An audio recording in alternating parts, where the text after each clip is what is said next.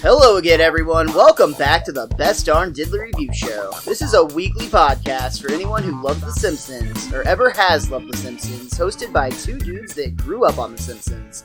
My name is Miles, better known as Mr. Most Days Off, and today I'm king of the world, or at least king of the hill. But I'm gonna have to earn that right. I'm not just gonna claim it for free. No. Battling up the other side of this mountain, as always, your co-host with the most, Richie the Whiz Kid. How you doing today, Rich? Hell no, I'm not gonna do this with you because I've already seen the outcome. I am not getting frozen and getting a piece of my arm bit off. So we are not playing this game, sir. You have fun. You climb that mountain. I'll be king of the Diet Coke or something. Literally, when I met you, I became your friend because I evaluated how good of a sled you would be if we ever found ourselves stranded on a mountain together. That's the basis for our friendship. Sorry to let the cat out of the bag. Oh, I thought it was because of my skills at volleyball and panini sandwiches. Well, to be fair, you were just good at eating panini sandwiches. You didn't make them or anything. I had to pick out all the ingredients, damn it. So there is that. But this is too much sidetracking. We got to get on track. Let me throw it back to you officially. The man, the myth, the murder horn.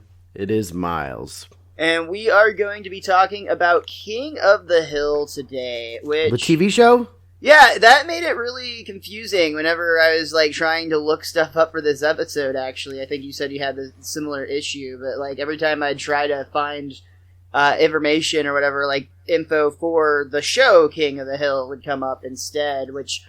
this episode did originally air on May 3rd, 1998, and as we've previously talked about, the show King of the Hill, as in, the propane accessory guy and all that, that started on January 12th, 1997, so, I think The Simpsons were well aware that that was a thing by this point, and they say, at least according to IMDb, though, that the name of this title was actually derived more from the children's game than it was anything to do with that show.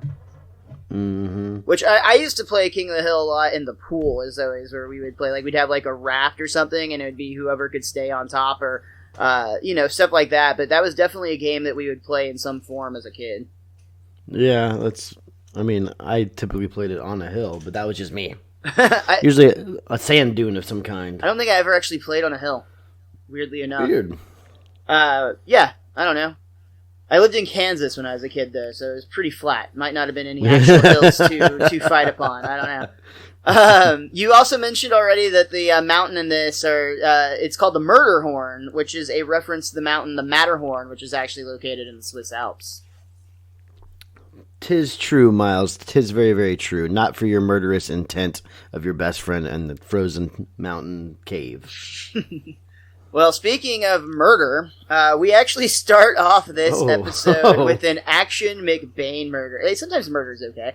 An Action McBain murder? An Action McBain movie. A McBain action movie? You know what? Context, man. Whatever. I want to call him those from now on. An Action McBain murder. We still have to eventually piece all of the McBain movies to yes. and watch all of them all the way through, but I can't help but think about that every time McBain's on screen now. In this McBain murder, he's flying a UNICEF plane, and he's being, he's under attack by a commie Nazi fighter. Which watch is out for those. Yeah, just a great combination. The commie Nazis. Wait, so they want equality for everybody with exclusion for everybody? Yeah, I guess that is a confusing doctrine, isn't it? But McBain's plane is being shot with missiles, but McBain takes action into his own hands, literally, when he jumps out of his airplane, without a parachute or anything, just literally on fire as he's blazing through the atmosphere. But he lands right on this commie Nazi jet fighter plane, and he's able to the guy's immediately I surrender, and McBain's I don't think so. And then Marge comes in. Well, that's what I call breakneck speed. That's a good joke. I like Marge. Yeah, I like Marge's little moment of glory here. And that's before too, where they go ahead and set the precedent of Homer trying to impress Bart in this episode, where Bart's oh man, McBain's super buff. Look at those abs. And You Homer's could like, grate can he do cheese this? on those abs, he says. Homer takes a drink from his beer from his stomach and then crushes the can with his stomach without ever touching it. I mean, honestly, that is impressive. Absolutely. Yeah. I love that, though. Yeah, Bart's like, you can grate cheese on those abs. Oh, yeah, but can he do this? Probably not, Homer. Can anybody do that? Bart actually shudders, though. He's not even impressed a little bit. Nope. We see, too, you already mentioned Marge's joke, but I love, too, whenever she's like, "What? That's what I call breakneck speeds." Like, Bart's like, "Mom, a man just died." It's a really funny, like, role reversal. Yeah. But it's time for a picnic. And it's a church picnic, so you know there's going to be some good food. What? They had a picnic last week. If God didn't want us to eat in church, he'd have made gluttony a sin. Marge's line there you missed was, no, they didn't just, no, they didn't. You just brought a bucket of chicken to church. Which, I mean, to be fair, that seems about the right amount of time to pass for a sermon, I would guess. And especially if gluttony's not a sin. Yeah, that's good too. Man, if only. I should mention too, at this point, that there was a director's commentary for this one, and it featured Mike Scully, Mike Scully, Richard Appel, Steve Moore, and this episode was written by John Swartzwelder, who was not present for the commentary. Mike Scully, a now personal friend of the show. Oh yeah, we can talk about that now finally, because this episode happens after Mike Scully was with us last week. Oh my god, this season has been recorded so out of order, like my brain is spinning. We're going to talk about that on our finale show. But yeah, if you haven't heard it already, we had Mike Scully on last week to talk about the 200th episode of The Simpsons, Trash of the Titans. And frankly, it's probably a better podcast than this one's going to turn out to be. So if you haven't heard that, I'd pause this one and go back and listen. Damn, that's some harsh criticism when we just got started. I mean, early, the bar is set pretty high on that one, I think. I'm going to borrow this from the Derailers and say that I think we'll be decent at best. Nice. This week. Well played, sir. Well played. Mm-hmm. They did mention on the commentary that this opening joke here at the picnic is very, very Schwartzwelder. Like, just the idea that they show up and the cops and the mafia are both having, like, company picnics at the same time. And they even have, like, friendly little, like, jabs going back and forth with each other, which is really fun, actually. Wiggum is putting mustard on his hot dog, and Fat Tony actually shoots the jar of mustard. Fat Tony doesn't do the shooting mouse. He gets legs to do the work. I'm sorry, you are correct. But either way, the mustard jar gets exploded by a bullet, but instead of, like, being mad about it, Wiggum's just like, haha, joke's on you, Fat Tony. That was your mustard. Ah, nuts.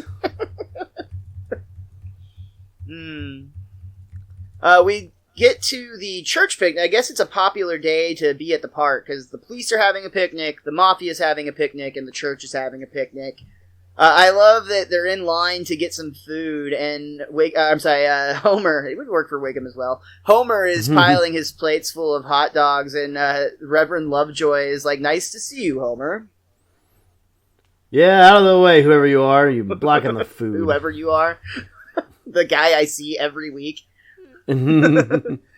There's actually, from an animation standpoint, there's a really cool shot of Ralph here. I don't know why I like it so much, but it just kind of transitions from, like, the adults at the picnic to the kids.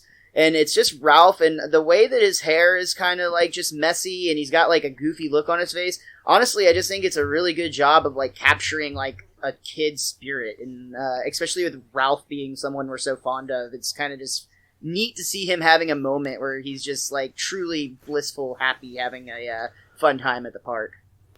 And I guess playing with Bart kind of brought him out of his shell a little bit because he's making plenty of friends now. That's a really good point, actually. Yeah. Oh, I also forgot to talk about Mr. Burns, who is enjoying a day out of the park, though his idea of enjoying a day at the park is sitting in the back of his car while Smithers flies a kite for him. I mean, to be fair, he's not even trying to fly the kite. I love it. Yeah, when Mr. Burns asks about it, Smithers is like, "Oh, it's soaring majestically, sir." It's like it's just laying on the ground. That's where we actually see Ralph run by Burns' car, yelling, "You're it," as he smacks Burn on the forehead. There's a sunroof open, and Ralph reaches in for the sunroof. "We'll see about that. After him, Smithers. And then we get, like, a moment that's very, like, it reminds me of Bart gets hit by a car, like, right at the beginning of the episode, because Smithers is essentially trying to gun down Ralph with the vehicle. You're not it! You're not it! At this point, we cut over to the Springfield children who are dividing up. They've got team captains, and Bart is one of them. Was the other one Jimbo? No, it was Rod. It was Rod, that's right. Sorry, I was looking at the names and I could not remember. But Rod, who, of course, uses his first pick to choose Todd. Way to go, loser. Well, I guess he did have the first pick, and then Bart picks Nelson, if I remember correctly. While Milhouse is in the background like, ooh, pick me, Bart, don't forget about your best friend. Yeah, and then he's like, oh, saving the best pick for last, eh? Yeah, that must be it. And Rod goes from picking his brother to picking his father. Sports on a Sunday? Oh, Ned, just play the damn game. I was waiting for you to say I'd better ask Reverend Lovejoy so I could cut you off. I love that line so much. Yeah, Ned is in the middle of debating, like, can he play sports on a Sunday? And Lovejoy is just, play the damn game! But so Bart's going to counteract that dad pick with a dad pick of his own, and it's going to be majestic. Homer wants nothing to do with it, though. Like, Bart's like, if you can pick your dad, then I'm going to pick a parent, too. But we cut to see Homer, like, leaned up against a porta potty, like, in a fat heap, like, completely clearly in some sort of food coma. And he even tells Bart when he's asked, like, Daddy's down for the day, but, maybe go bring me... he asked for, like, another beer or something. Well, then Bart's like, but Rod's got his dad playing with him. And that's when he's like, I'm not going to stand for that. If Flanders, basically Flanders he can't not compete with Flanders. Yeah. he actually flips the porta potty over or knocks the top off of it at least as he's like pushing himself off his like heap of the ground or whatever. And he reveals comic book guy inside having a seat and reading an episode of Zebra Girl. Oh, it appears I will have to find a new fortress of solitude. We see that this game has turned into a pretty epic battle of Capture the Flag, and we've got... Yeah! And honestly, I used to love Capture the Flag. This was, like, such a fun game. My friends and I would, like, have forts, and, like, we'd, it'd be like every kid in the neighborhood was divided up, so I really appreciate it. Especially on, like, campgrounds or things like that, like where they're at right now. Like, that was always really fun. Like, in unfamiliar territory. Great game. And this was a really, just fun Simpsons moment that, like, they do a good job of capturing, being a kid at this time or whatever. Capture the flag? Mm-hmm. They nailed it. Mm-hmm. Bart actually comes up with a pretty good idea. He tells Homer he's going to need his underwear, and he's got a plan. Which is weird. But basically we see Bart running by with something yelling, I've got it! I've got the flag! Which causes the entire other team to chase after him and tackle him. But they very quickly realize that what Bart was holding was not their flag. It was actually a pair of whitey tighties. And they look a little dirty, too, just from the, like, discoloration of when Milhouse is holding them up. They are off-white at best. Yeah, but it's a very smart plan. No, it's a really good plan. Only thing I would say is I think it was a better thought out plan than it was implemented because it only bought Homer like half a second of time. Like they could have really, set themselves up for more success, but of course that would kind of miss the point of this episode. Long story short, Homer comes by, running by with the real flag, and the kids immediately notice he's got a pretty good lead. But unfortunately, it's not enough. I love the animation when the pack of children is chasing Homer, and we've got kind of like a bird's eye view, and they're very quickly gaining on him. But just when it looks like Homer's about to cross the finish line, his out-of-shapeness catches up with him, and he collapses just a few feet from the finish line. I'd say like his head with his hair almost crosses the line, but it doesn't quite make it. Like it's so close. If he still had pre-children hair, he would have been there. Exactly. Yeah. So, of course, this is a very pathetic moment for Homer, who's feeling very down on himself. But as we know, 10-year-old boys are some of the kindest creatures you'll ever find on this planet. So in this really beautiful moment, they reach down and they lift Homer up, and they work together to help him feel better and get into better shape. And it's just this really wholesome I don't think he can get up. Let's egg him. Oh, wait, yeah, that might have happened instead. 10-year-old boys are the devil. And they let Homer have it with his moment of shame. Deviled eggs? They were. Like, they didn't have regular eggs, so they're at a picnic. So it makes total sense that they're egging him with deviled eggs. It's actually really funny. But those are so delicious. See, I'm not a fan, to be completely honest. So, like... You'd be egging Homer. Yeah, I would be fine with throwing eggs at Homer, deviled eggs at Homer. Okay. Fair enough. You're weird. I got you. You're gonna Action McBain murder those eggs on Homer. That's I right, got you. yeah. No, but honestly, the shot with the kids pelting Homer with eggs it does make you legitimately feel bad for Homer. Like it's a very pathetic moment, and Homer's like facial expression, you can tell he's feeling very, very down on himself.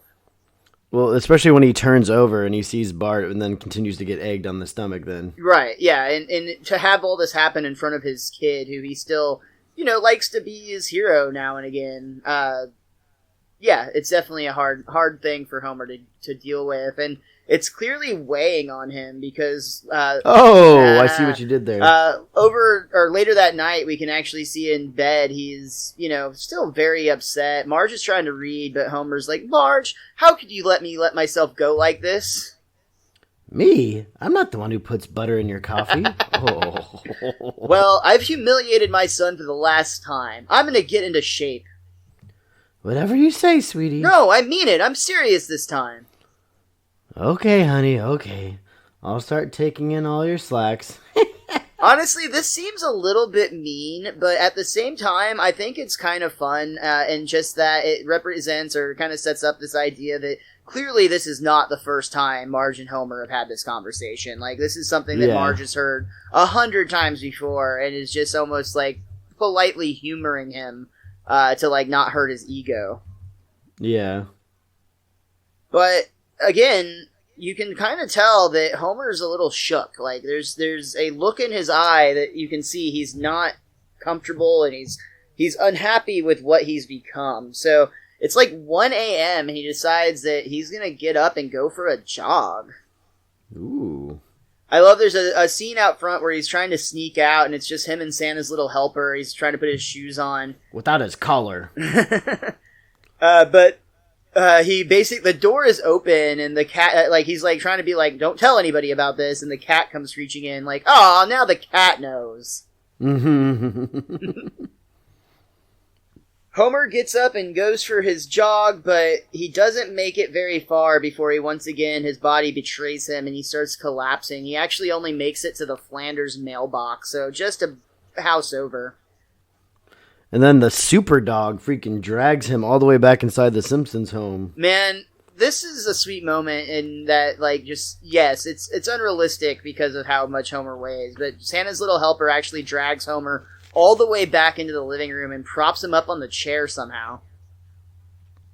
And it just happens to be conveniently placed in front of a picture of Bart looking at him. Mm-hmm. And that, of course, immediately hits another chord with Homer, who is now more determined than ever to get back into shape. So he declares, "Boy, drag me back outside." And Santa's little helper starts dragging him back outside. There's another fun sequence that they talked about on the director's commentary as well, just with the difficulty of it. As they're running along, the paperboy actually comes up besides Homer, and every time Homer passes a mailbox, it seems, he's getting hit in the side of the head with a paper. Which means he's actually keeping a good pace if he's keeping up with the bike on foot. Right? I mean, admittedly, I think you would be riding... Or that paperboy's aiming for him. That's more accurate.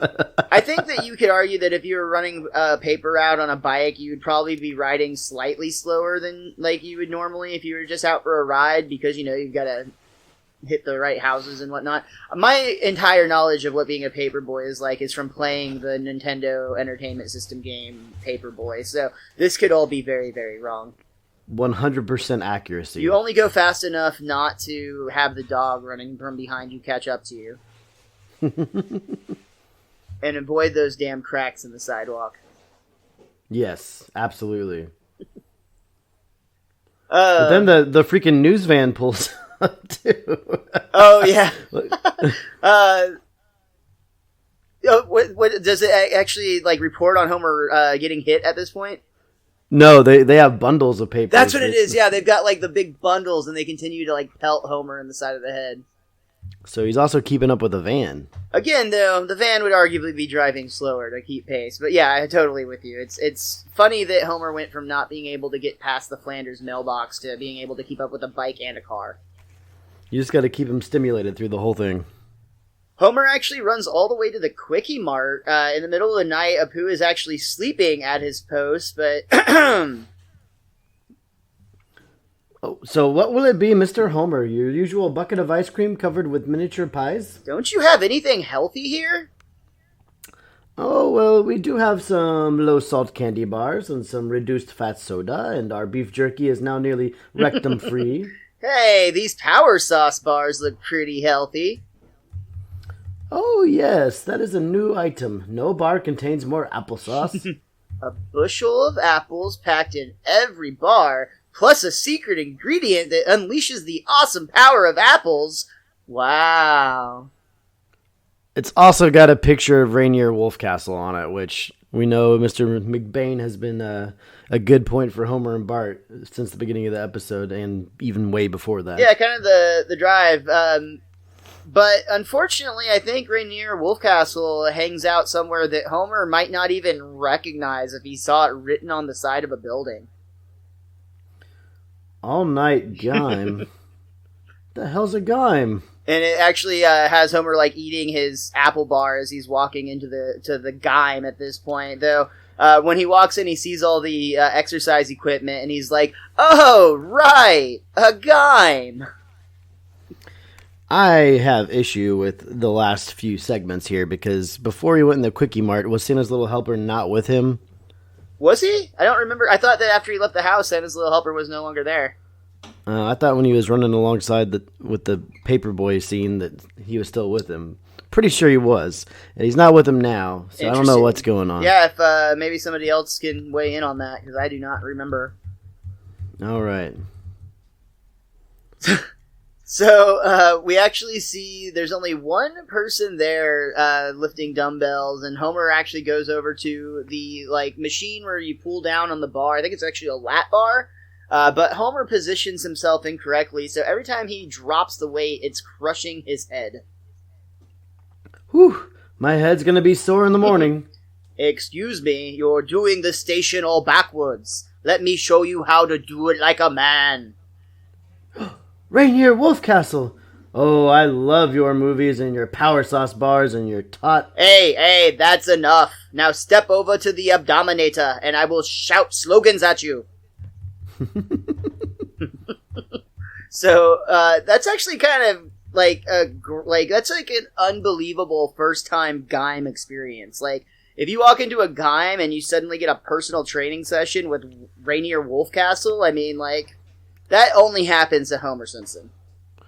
Well, to be fair, the odds were in his favor because it's Springfield, first of all, so not that many people care to work out. And secondly, it is very early in the morning, like late night, early morning, so it's the perfect time. He picked a good time to go buy the Gime. Yeah, it was Gime time, for sure. Mm-hmm. Apparently Homer's actually been at this now for 2 months, and we see that he has gotten much better. He's now went from like the tiny little like 2-pound dumbbells to like actual dumbbells. But he actually thanks Wolfie for helping him. And back at the Simpsons home, he's kind of like showing off, flexing in the mirror, and he rips his shirt. Dad, what have you done to your stomach? And your chest. And your shirt. I've been working out secretly at night, and look at me now. Oh, my goodness gracious. Go on, try to find some flab.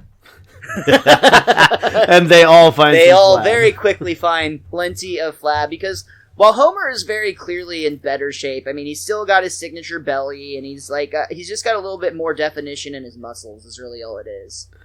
His arms look great. The rest looks like Homer. But he's like, quit, no, don't look there. Just feel my biceps. And then he picks Bart up off the ground from his bicep. Yeah, which is fun. I used to like that when I was a kid, and I'd still do that for my nephew sometimes. Well, and then we get that scene at the dinner table, and the color in the scene just... They did a good job trying to make the food look disgusting. I can't... What does he call it? Filth? Like, he's like, I can't believe you guys are eating that filth. But then he goes on to say that from now on, I'm eating all of my food in bar form. And, like, look at this. A 5-pound spaghetti dinner all in one tiny, nutritious bar. When you concentrate food, you unleash its awesome power, I'm told. But then as soon as he swallows this 5 pounds of spaghetti in one bite, he immediately goes and has to dial the phone. Hospital, please. I also like at one point when Marge is defending, like, it's not, like, you know, filth or whatever. She's like, quit making fun of our filth. I mean food. Eat your filth. Yeah, that's it. Eat your filth. I mean food. But apparently his hospitalization didn't last too long because he's back at the Gime and Homer's lifting with his feet this time. Homer, can you please remember to wipe your sweat off the machine? I got a terrible rash yesterday. And he actually has his son with him this time, and Bart is way impressed. Wow, you know Rainier Wolfcastle? Yeah, he helped me blast through the burn and ride the zone. And just then, we actually see over at the Gime that two representatives of the Power Sauce bars that Homer has become very fond of, their names are Brad and Neil, actually approach Rainier Wolfcastle to see if he would like to climb the Murderhorn, the highest mountain in Springfield, you know, as a promotion for Power Sauce bars. You're crazy. Not for all the applesauce and Gluckenschlabel. But Bart, always being the opportunistic person he is, overhears this conversation and is like, hey, my dad could do it. He eats $50 worth of Power Sauce bars a day. Ugh. But that's enough. Brad and Neil kind of agree. Homer, you're going to be the first man to climb the Murderhorn. When you see they have a little aside with each other where they're like, you know, Joe Schmo climbs murderous mountain on nothing but Power Sauce bars. Well, and two, it's a marketing team's dream, basically. Yeah, like, and like he just like literally fell in their laps too. Like, and he's not going to cost nearly as much as Rainier Wolfcastle would have either. Let's be real. Well, and you could tell, like, when they approach him about it, that he's very hesitant. That's true. And they actually look out the window to see the mountainscape that suddenly is adjacent to Springfield, though I think it's weird that neither of us have ever noticed that before, don't you? Absolutely. But they actually look out at this really big mountain. But we've never seen the Gime before either. And they're like, you know, you're going to climb the Murderhorn. And Homer's like, oh my god, I have to climb that? And he's like, they're like, no, the one to the... Yes, but let's one to the right. Yeah, and then they go and there's an even bigger mountain. And then finally they're like, you're going to be climbing the mountain directly next to that one. And it's like through the clouds tall. We interrupt this unlistenable podcast to bring you a special Eye on Springfield report. Terrible things have befallen the Best Darn Diddly Review show. They have lost the rest of this episode. I have somebody standing on by now reporting live from the scene on what actually happened. Can we get Chief Wiggum in here? Oh, I'm hearing that we do have him. Chief Wiggum, are you there? Yeah. What can you tell us happened with this classic Simpsons episode and unclassic podcast? Well, I was at the coffee shop, and I heard that somebody had called in a complaint about Old Man Simpson again. Usually I'd ignore it, but the amount of evidence that was provided, I actually had to do my job for once, Kent, so I'm a little upset today, to be honest, but when the dentures fit the arm bite, you gotta get your fat ass out of the booth, am I right? Fascinating. Please continue. Well, as you're well aware, Simpson has been spouting for a while about how McAllister had betrayed him when he tried to climb the Murderhorn way back in the day, and, well, it turns out that it was actually Simpson who stole the supplies, went crazy, and tried to eat McAllister. I see. Chief Wiggum, we have the more important question at hand here. What happened with Mr. Most Days Off's recording? Who?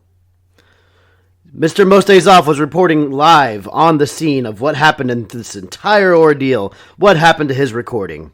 I'm pretty familiar with at least the top 20 Simpsons podcast out there on the market, and I've never heard of this Mr. Most Days Off. I see. I'm sorry, Wiggum, we have to let you go. We have Mr. Burns standing by to report on the Sherpas that are apparently lugging Homer Simpson up the mountain. Mr. Burns, good afternoon. Hello, Kent. Yes, you have comments on the Sherpas. Do you actually recognize these gentlemen? Why, yes, Kent. These two Sherpas have worked for me for years. I don't know who the man they're lugging up the mountain is, but he's just some random person that you'll never see again. The Sherpas are the most important part. Mr. Burns, that is Homer Simpson, the safety inspector for your power plants. Never heard of him. Anyhow, as you can see, the Sherpas are doing a wonderful job. They're a great people. They always get the job done. Doesn't matter how many of them die, they just keep on coming back for more. Mr. Burns? Kent, don't interrupt me. I am Mr. Burns. So, these Sherpas do an excellent job of getting this nincompoop up the mountain, all the way to the top. Oh my goodness, he fell. Oh, it does look like Homer Simpson is falling back down the mountain. This is not going to end well. Well, if you listen to a certain show, you probably know that some men are unbreakable, so I'm sure that random individual will be completely fine. But the Sherpas will keep dying, and I will keep saving money. Excellent. Okay, thank you, Mr. Burns. We have a Power Sauce news break coming up right now with Brad and Neil. Hello, Springfield. We have a very important announcement to tell you. Power Sauce bars are now 50% off at the Quickie Mart in Springfield. So you go on down there to see Mr. Nahasa Pima Pedalon for the greatest Apple power-up ever. Brad, has anybody ever told you that you sound like real-life celebrity Brendan Fraser? No! Haha, mummy jokes. Oh, I gotta go call my mummy right now. Oh. Do. I just got a call. It seems like the people over in Shelbyville are demanding that we exclusively sell Power Sauce bars at their Quickie Mart. But if you Springfieldians act now, we'll give them our rejected Apple Core bars as long as you power up with Power Sauce. Now with 100% Chinese newspaper recycling. And right now, we've got an exclusive interview with the man who climbed the murder horn, Homer Simpson himself. Aw, can't somebody else do it? Okay, well, I guess that will wrap up this Power Sauce news break. But stand by, because we're going live to Mayor Quimby to see Homer's celebration. Buy more Power Sauce bars! Thank you, Power Sauce news break. As they said, we are cutting live to Mayor Quimby. Mayor Quimby. I just wanted to come here today to say how proud I am of this great Springfieldian. I am confident that this is going to truly put us squarely on the map, exactly where everyone knows Springfield to be. Astutely put, Mayor Quimby. Did you think he would actually survive this climb from the get-go? I mean, of course I did. He's a great man who lives in a great town. What about reports that he actually did not conquer the mountain, that he actually cut the top of the mountain off in some miraculous event leading to the downfall of Springfield? I will not stand here and listen to these wild accusations with no proof. If we could turn the camera away from that giant pile of rocks that have absolutely nothing to do with what I'm saying right now. Oh my gosh, the camera's turned away and there's the corpse of a frozen man on the ground with a teeth mark in his arm. Ha! Case closed. Oh, good. Chief Wiggum and Mayor Quimby, what could possibly go wrong? What do you mean we're still recording? Anyways, again, this is Kent Brockman with Eye on Springfield, and here's my two Kents. Sherpas die every day, and parts of podcasts get deleted. Who's to blame? Who knows? Kent knows. Mr. Most Days Off is absolutely to blame. His recording device is okay at best, if even that, and his co-host, the Whiz Kid, is terrible at even offering anything that's contributing to the project. So what do we do in these times of need? Well, ladies and gentlemen, Kent is here for you. We will always be here for you, and we will always get the truth. Attention! Truth is only appreciated if you believe the same things as Kent Brockman, subject to terms and policies. Thank you, ladies and gentlemen. This has been Eye on Springfield, and stay safe out there. Sorry that we screwed up this episode, ladies and gentlemen, but they asked me to come in and do a quick bit. And you know me, I like a quick buck. Anywho, follow the Best Darn Diddly Review Show on, what does that say? Ampersand Mr. Most Days Off. More like never does any work. Am I right? Huh? And you can also follow that other guy at the Wiz underlining thingy. He's a kid? They let kids do this stuff now? This is a nightmare. 23. That show, if you don't know what the show is, why are you even listening to this? Is anybody even listening to this? The answer is no. Alright, well, it's time for us to get out of here, but these two losers will be back next week after the Krusty Show, so you don't have to tune in. What kind of episode they doing next week? Lost Star Lisa. Another Lisa episode.